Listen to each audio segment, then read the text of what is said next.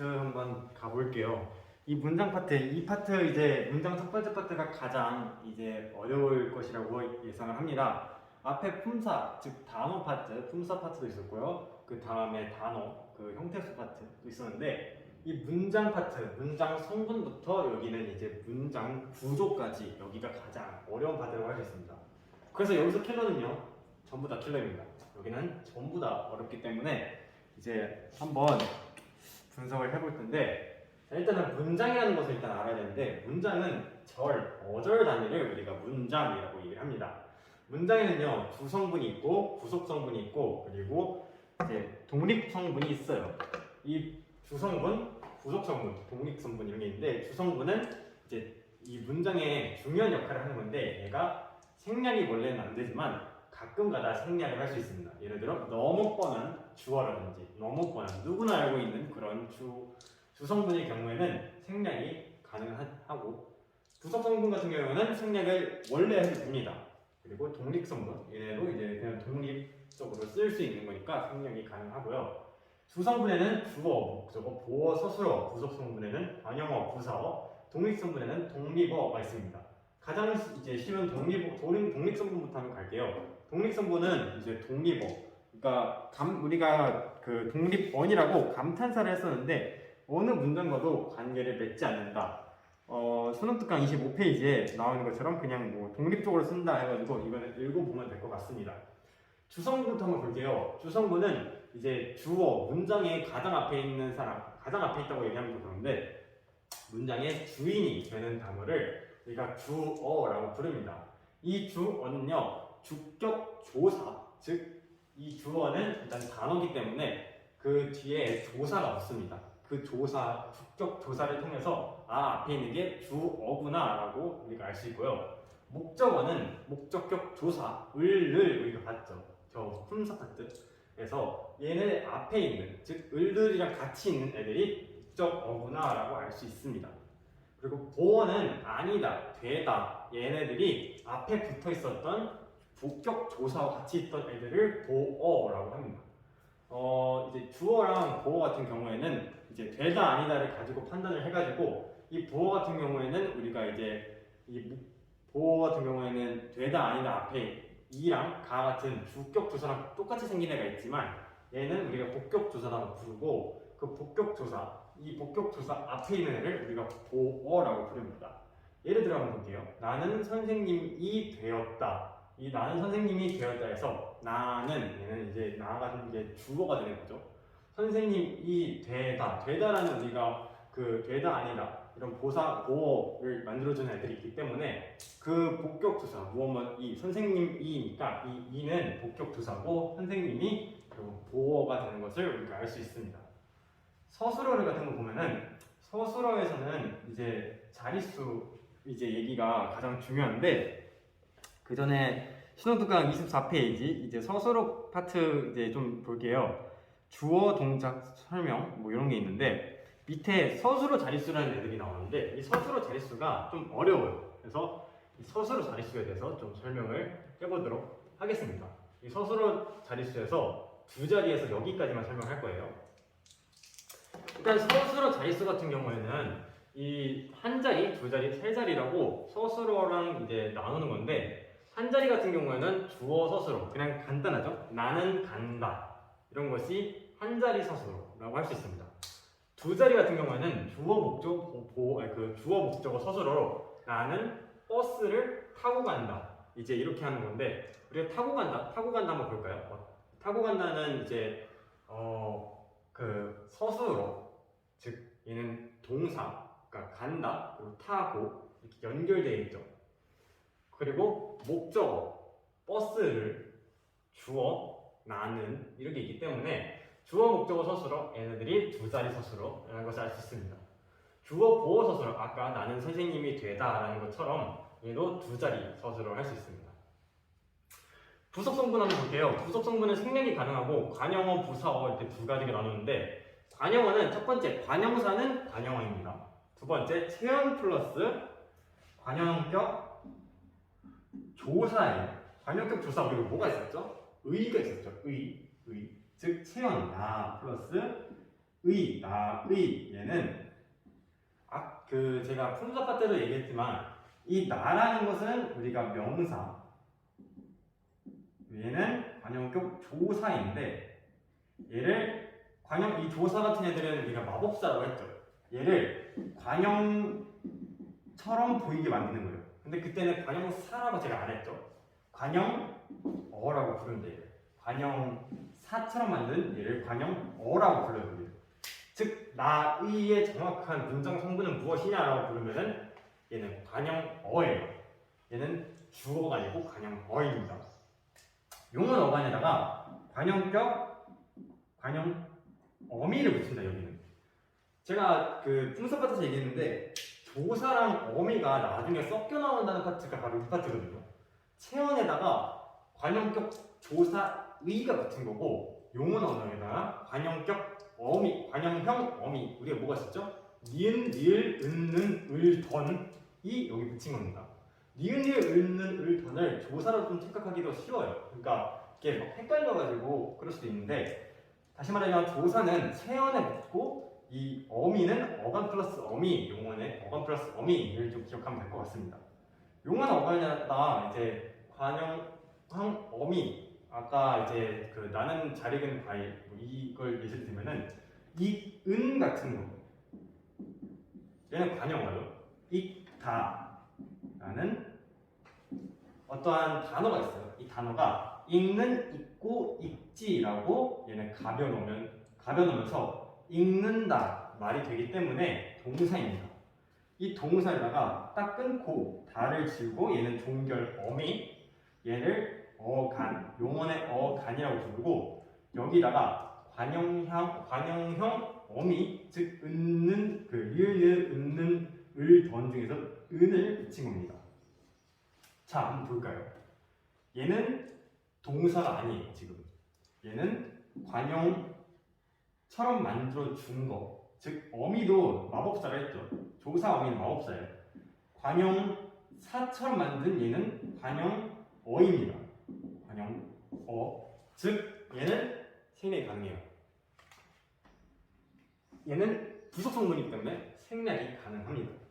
마지막으로 체언 플러스 체언도 되는데 이 체언 플러스 체언 내 가방 이런 것처럼 내 가방 이런 거는 이제 관용어라고 부릅니다. 부사는요 체언에다가 똑같이 여기는 부사격 조사가 붙습니다. 부사격 조사가 뭐가 있냐면은 이제 의로 같은 게 있어요. 의로. 얘를 집의로. 얘는 집이라는 명사가 여기 있어요. 그리고 의로라는 우리가 조사를 봤는데 이 명사가 있으면은 주어라고 생각하기 쉽지만 이 명사에다가 부사격 조사가 붙어가지고 부사처럼 만든 부사어예요. 즉 얘는 주어가 아니다. 그리고 용언의 어간에다가 부사형 어미를 붙이면 됩니다. 깊게 같은 게 있는데 깊게 한번 분석을 해볼게요. 자, 우리가 우리 피우지 아니구나. 깊게. 자, 깊다가 있어요. 깊다. 우리가 품사 파트에서 기본형을 좀 알면 좋겠다. 기본형은 이 종결어미 다를 붙이면 된다 했죠. 깊다, 깊고, 깊음이 변형이 되기 때문에 얘는 가변어고요. 가변어 중에서 깊는다 말이 안 되기 때문에 얘는 형용사입니다. 이 형용사도 용언이기 때문에 종결 어미를 지우시고 이 앞에 있는 것을 어간이라고 부르죠. 이 용언의 어간에다가 부사형 어미인 개를 붙였습니다. 근데 얘는 부사가 아니고 부사처럼 만든 얘는 뭐라고요? 부사어입니다. 부사어. 이렇게 하시면은 이제 관용어, 부사, 그리고 관용사 얘네 4개를 좀 구분하기가 좀 쉬워졌죠. 이 부사어 중에서는 필수 부사어라는 게 있는데 서술어 중에서 반드시 필요한 부사어입니다. 이 서술어 중에서 반드시 필요한 부사어가 뭐가 있냐? 어떤 서술어냐?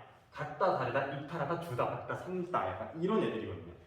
그래서 다시 서술어의 재미로 넘어가면은 주저기 중에서 주어 플러스 필수 부사어 플러스 서술어가 있어요. 이 필수 부사어는 이 서술어가 무조건 부사어를 가져야 된다. 부사어는 부속 성분이기 때문에 생략이 가능하지만 필수적으로 있어야 된다. 어떤 서술어 안에서 같다, 다다, 이탈하다 등등 이런 서술어에 대해서는 이런 부사어가 무조건 필요하다. 즉 얘는 두 자리 서술어다라고 할 수 있습니다. 두 자리 서술어 자리다라고 할 수 있습니다. 세 자리 자수로 세 자리 같은 경우에는 주어, 목적어, 필수 부사어에다가 서술어인데 이 어떤 서술어냐면은 주다, 받다, 삼다. 나는 책을 뭐 누구누구에게 주었다. 이렇게 하면은 이건 세 자리 서술어입니다. 나는 책을 왕에게 주었다. 라고 하면은 주다라는 세 자리 서술어가 필요한 애들이기 때문에 필수 부사어인 누구누구에게가 필요합니다. 서술어의 자리 같은 경우에는 문제 넣기가 정말 딱 좋아요. 이런 필수 부사어가 붙느냐, 어떤 서술어가 세 자리가 두 자리가 한 자리냐, 이 문장이 어떻게 형성이 되어 있냐 같은 것들이 이제 좀 나오기 쉽습니다. 이렇게 해가지고 이제 주어, 목적어, 보어, 서술어, 관형어, 부사어, 독립어 우리가 문장 성분을 좀 봤어요. 그래서 관형어, 부사어 파트 이거 구분하는 거 어떻게 합성되는지 그리고 서술어의 자리는 어떻게 형성이 되는지 얘네는 싹 다 조사가 붙는 거 목격 조사, 서술격 조사, 목적격 조사, 주격 조사, 독립어는 그냥 본문 보시면 될 것 같습니다. 이렇게 하면 문장 성분이 되는데 이 문장 애들을 가지고 우리가 문장 구조를 또 짤 거예요. 문장 구조 여기가 문장 구조, 즉 문장 짜임이라고도 얘기하는데 이런 문장 짜임을 우리가 이제 해야 합니다. 이제 문장 짜임을 좀 한번 보도록 할게요. 문장 짜임 같은 경우에는 홍문장이랑 격문장이 있는데 홍문장은 주어에다가 서술어를 더하는 것입니다. 나는 간다. 가장 이제 흔한 그런 거죠. 한 자리 서술어죠. 홍문장. 그런데 이 홍문장이 다 짧다고 생각하면 안 되거든요. 예를 들어 어떤 문장이 있을까? 예를 들어 홍문장 중에서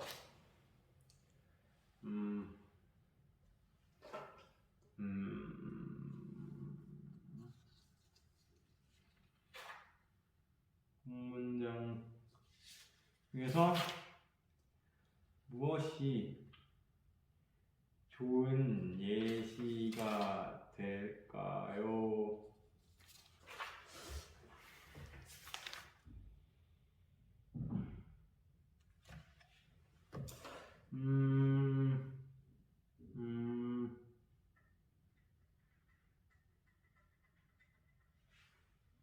여기 있습니다.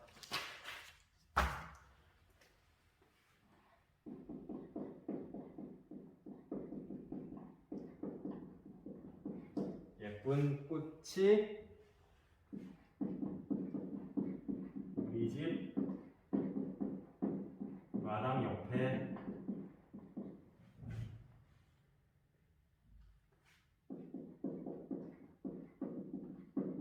담벼락에 피었다.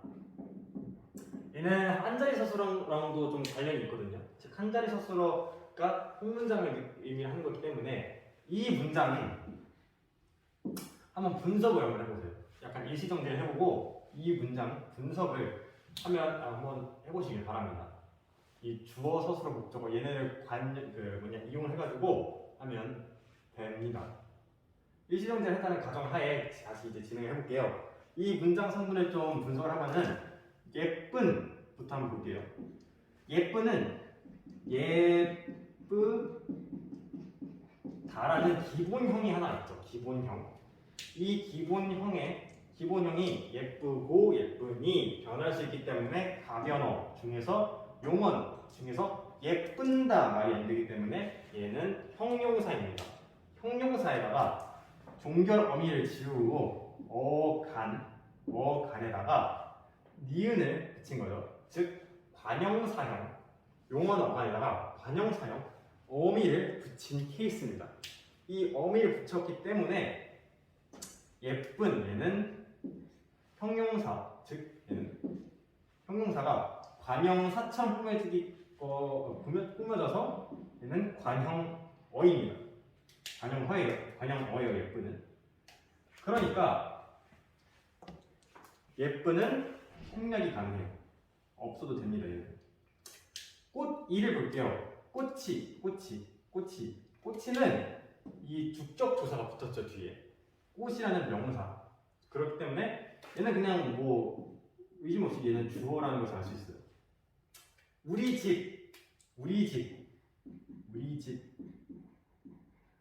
집은 우리 집 둘 다 단어죠. 체험 플러스 체험, 즉 명사 플러스 명사. 여기가 얘는 이제 그 대명사죠. 대명사 플러스 명사. 어쨌든 체험 플러스 체험이기 때문에 얘는 관형어입니다. 얘도 관형어. 그래서 얘도 생략이 가능해가지고 없는 표시예요. 마당 옆에를 한번 볼게요. 마당 옆에. 자, 마당이라는 어떠한 체험 명사가 있고요. 옆이라는 명사가 있고 이 애는 부사격 조사입니다. 어디에 어디으로 해가지고 얘는 마당 옆, 즉 일단 체험 플러스 체험이기 때문에 얘가 자체가 관형어가 되긴 하는데 이 관형어에다가 이렇게 꾸며지기 때문에 얘가 부사처럼 만든 여기는 부사어여가지고 여기도 생략이 가능합니다. 마당 옆에는. 혹은 이건 그냥 마당 옆 하나의 단어로 생각을 해도 돼요. 마당 옆은 합성어이기 때문에 하나의 단어라고 우리가 생각을 할 수도 있습니다. 담벼락 애를 보면은 어디에 여기도 이제 어느 정도 감을 잡으셨죠? 여기가 부사격 조사가 붙은 담벼락 체원에다가 부사격 조사가 붙었기 때문에 여기도 생략이 가능한 부속 성분. 마지막 피었다는 우리가 피다에다가 선어말 어미 무엇을 붙였기 때문에 얘는 그냥 의심 없이 바로 서술어라고 나올 수 있습니다. 즉 이렇게 긴 문장이어도 주어 서술어 혼문장이에요. 그리고 한 자리 서술어입니다. 이렇게 이게 혼문장이랑 이제 한 자리 서술어라고 해도 문장이 이렇게 길 수가 있어요. 그러니까 그 부속 성분인 관형어, 부사어 얘네들은 날리는 게 이번 이 모든 파트의 킬러라고 부를 수도 있고 모든 파트에서 가장 중요한 부분이라고 할 수 있습니다. 견문장을 한번 볼 건데요. 견문장도 정말 중요해요. 견문장에서 이제 이 아는 문장이 어렵습니다. 아는 문장이 조금 어려워요. 아는 문장을 한번 보고 일단 견문장부터 보도록 할게요. 주어 서술어가 2번 이상 나온 애들을 우리가 견문장이라고 얘기를 하고요. 이 견문장에서는 이어진 문장, 대등한 문장, 종속한 문장 이렇게 있습니다. 대등한 문장은 얘랑 순서를 바꿔도 아무 상관이 없는 애들을 대등한 문장이라고 부릅니다. 온도가 높고 습도가 높다. 말 되죠? 습도가 높고 온도가 높다. 이것도 말이 돼요. 즉 둘이 바꿨을 때 이어졌으니까 얘는 대등하게. 그리고 견문장 온도가 주어, 서술어 높다, 높고 얘가 서술어가 된 거죠. 습도 높다 얘도 서술어가 된 거죠. 주어 서술어, 즉 견문장 2번 이상 나왔기 때문에 얘는 대등한 견문장, 이어진 문장이고 종속은 얘네 둘이 바꾸면 말이 안 되는 애들을 우리가 종속이라고 얘기를 합니다. 비가 오니 화전을 먹고 싶다. 비가 와가지고 화전을 먹고 싶다. 비가 온다. 주어 서술어, 화전을 먹는다. 주어 서술어가 됐죠. 하지만 얘를 뒤집어 바꾸면은 파전을 먹고 싶으니 비가 온다. 말이 안 되죠. 파전을 먹고 싶었더니 갑자기 비가 온대요. 이건 말이 안 되기 때문에 이거를 종속적으로 이어졌다라고 합니다. 이거를 정확히 얘기하면은 원인과 결과라고 하는데 26페이지 이제 수능 특강 26페이지를 보면은 종속적으로 연결된 이어진 문장이 보여서 원인, 이유, 배경 상황, 조건, 가정, 의도, 목적, 양보, 중단, 전환, 정도의 심화 여러 가지가 있는데 한 번씩 보면은 대충 어느 정도 무슨 말인지는 알 것 같아요. 알으실 거예요. 가장 중요한 게 이제 아는 문장인데 아는 문장은 이제 주어 서술어가 2개 이상 이어졌는데 명사처럼 생긴 애들을 품고 있는 그런 문장들입니다. 아는 문장에 대한 정의를 하면은 아는 문장은 전체 문장을 우리가 아는 문장, 즉 얘네를 제가 예시문을 써놨는데 아는 문장이라고 하고 있고요. 안긴 문장은 이 명사절, 어절 단위인 문장이 삽입된 그 문장을 우리가 이제 안긴 문장이라고 합니다. 이걸 한번 볼게요. 나는 그가 범인임을 알았다. 자, 나는 알았다. 는 붙였기 때문에 얘는 죽적 조사가 붙었죠. 그러니까 얘는 주어입니다. 알았다. 알다. 얘도 서술어에다가 선어말 어미 아시 붙였어요. 그가 범인임을 얘가 안긴 문장인데 그가 범인이다. 즉 얘도 주어 서술어가 한 번 더 들어가 있죠. 하지만 얘가 명사절이라는 이유는 우리가 명사형 어미를 만들 때 이제 어떤 걸 했죠? 미음, 음기 이 세 가지를 했죠.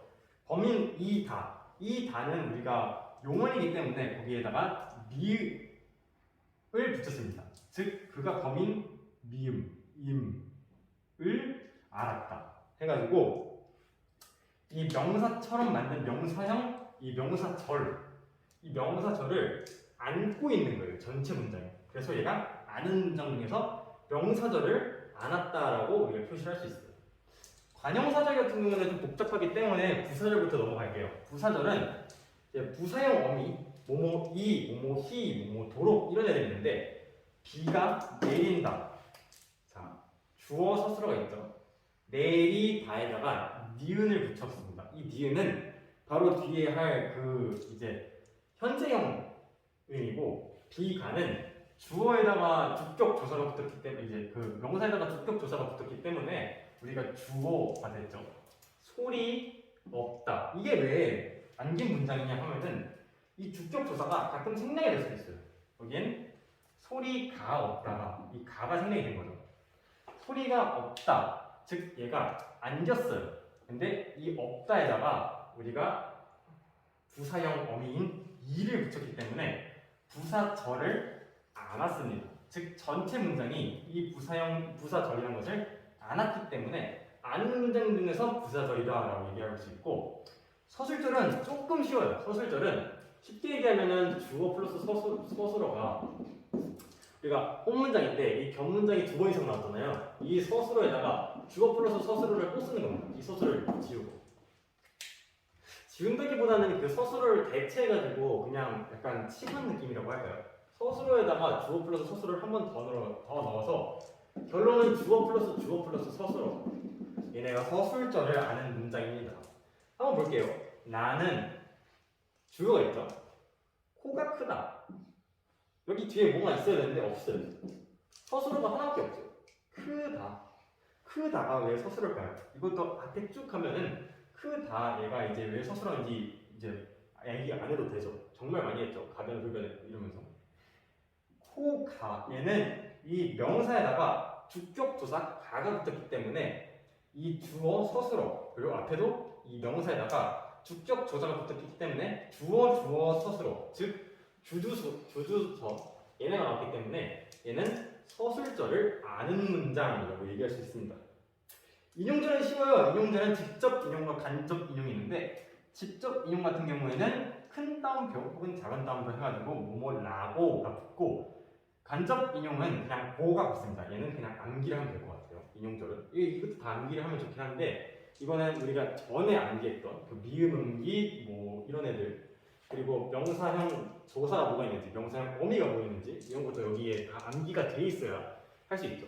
그래서 제가 맨 첫 번째 컴퓨터 파트에서 아무리 쉬워도 조사와 어미가 중요하다라고 반견 중요하다라고 얘기를 했죠. 이게 다 여기에 써왔기 때문입니다. 여기에 모든 게 다 나와요. 자, 그러면은 관형사절 아는 문장을 이제 설명하고 마치도록 할 건데 이 관형사절 이제 아는 문장은 조금 어려워가지고 제가 이거를 보도록 할게요. 관형사절 이제 아는 문장 그래서 예시문을 하나 써보면은 이제 예쁜 꽃이 피었다 라는 문장이 있어요.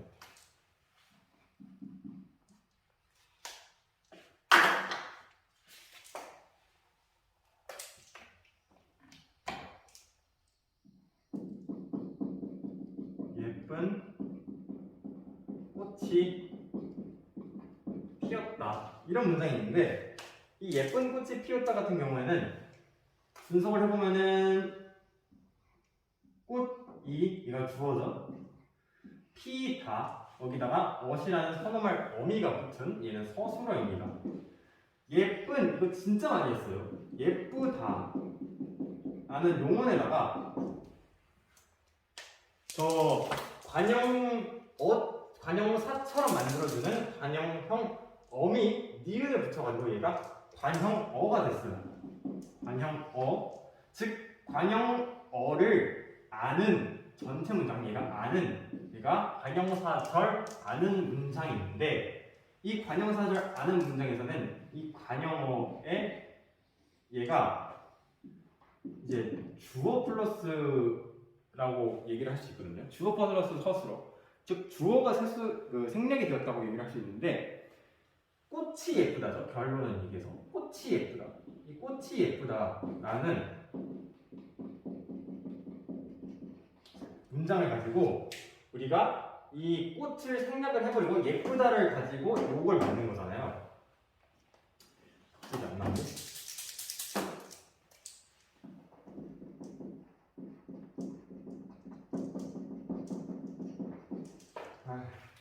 꽃이 예쁘다. 이 주어가 동시에 들어가기 때문에 이 꽃을 생략하고 예쁘다를 가지고 우리가 이런 관형어를 만든 거예요. 이렇기 때문에 조금 그냥 알아둬야 돼가지고 설명을 한 거고요. 또 어떤 게 있냐면은 고흐가 그린 그림이 발견되었다. 고흐가 그린 그림이 발견되었다 이렇게 하는데 이 발견되었다는 서술어고 고흐가가 이제 주어 이 정도는 이제 우리가 알 수 있죠. 그린 그림이 자, 그리다라는 서술어에다가 이 니은 이 서술어긴 한데 여기다가 이게 용언이죠. 용언에다가 관형사처럼 만들어주는 이런 관형사형 니은 리을 얘네가 붙어가지고 얘가 그린이라는 관형어가 새로 돼가지고 관형어 즉 관형어를 아는 문장이 된 거죠. 이 명사절, 관형사절, 부사절은 이런 거 어가 생략이 된 거예요. 그러니까 뭔가 관형사를 알았다기보다는 관형사처럼 생긴 그런 관형어를 알았다라고 생각하면 될 것 같아요. 이 그린, 이 관형어가 이 주어, 그림이라는 주어가 이제 아는 문장의 주어가 안긴 문장의 목적어와 같다는 거죠. 즉 고흐가 그림을 그린 거죠. 그리고 그 그림이 그려진 거죠. 얘는 아까 얘기를 하면은 아는 문장의 주어 고흐가 안긴 문장의 이제 목적어와 같다. 안긴 문장의 그림을 그린 사람이 누구죠? 고흐죠. 그리고 고흐가 그린 그림이 발견된 거죠. 이렇게 좀 관형사절 아는 문장을 하면은 좀 어렵게 이렇게 해석이 될 수 있는데 이건 좀 어렵게 그냥 분석을 한 거고 이런 게 있다고 그냥 아시면 될 것 같아요. 어려워가지고 그냥 이제 우리가 시험 볼 때 그냥 어떻게 분석하면 되냐 이 정도면 이게 가장 궁금하죠. 관형사절은 이제 우리가 관형사처럼 만든 관형어를 만들어주는 어미인 니은, 리을, 은는, 을, 던을 여기서 발견을 하면은 이 을은 아닙니다. 이렇게 생긴 을이 하면 안 돼요. 범인, 임 이런 것처럼 어떠한 관형어처럼 만든 얘네 4개 중에서처럼 만든 애들이 문장 안에 있다 하면은 관형사절을 아는 문장이라고 하면 될 것 같습니다. 네, 이렇게 해서 문장 구조, 문장 성분 이렇게 다 알아봤는데 어려워요. 모든 품사 개념하고 모든 어떤 단어 개념하고 새로 들어온 주어 개념을 썼기까지 하면서 그 문장 분석까지를 해야 합니다. 해가지고 다시 한번 설명을 하도록 할게요. 문장 성분, 문장에는 주성분, 부수성분, 독립성분이 있고 주성분은 우리가 생략을 하지 못하고 부수성분은 생략이 가능합니다. 주성분이 가끔 생략이 될 수가 있어요. 너무나 뻔한 주어일 경우, 뻔한 그런 거일 경우에는 주성분에는 주어, 목적, 보어, 서술어가 있고 얘는 각각 조사 붙는 거 앞에 얘기를 해드렸고 관형 부사어는 이렇게 관형사, 체험 플러스 관형격 조사, 용언, 어간 플러스 관형형 어미, 체험 플러스 체험, 부사어는 체험 플러스 부사격 조사, 용언, 어간 플러스 부사형 어미 이런 애들 붙고 이 부사어에는 필수 부사어가 있고 독립성분에는 독립어가 있고 이 필수 부사어는 어떤 것이냐 서술어 중에서 반드시 필요한 이제 부사어 서술어가 가장 반드시 필요한 부사어들을 이제 필수 부사라고 하는데 거기서는 두 자리 세 자리에서 같다, 다르다, 이탈하다라는 두 자리 세 자리는 주다, 받다, 삼다 이런 애들이 꼭 필수적 부사어들이 필요하다라고 하면 알면 될 것 같고 서술어 자리는 첫 번째 자리 그러니까 한 자리는 주어 플러스 서술어 두 자리는 주어 플러스 목적 플러스 서술어 주어 플러스 보어 플러스 서술어 주어 플러스 필수 부사어 플러스 서술어 이렇게 있고요. 세 자리는 주어 플러스 목적 플러스 필수 부사어 플러스 서술어 이렇게 됩니다. 혼문장과 격문장 이건 문장 구조인데요. 혼문장은 주어 플러스 서술어고 격문장은 주어 플러스 서술어가 두 번 이상 들어간 겁니다. 혼문장이랑 한 자리 얘네들은 짧은 애들이 아니죠. 아까 본 것처럼 긴 문장이어도 혼문장이면서 한 자리일 수도 있어요.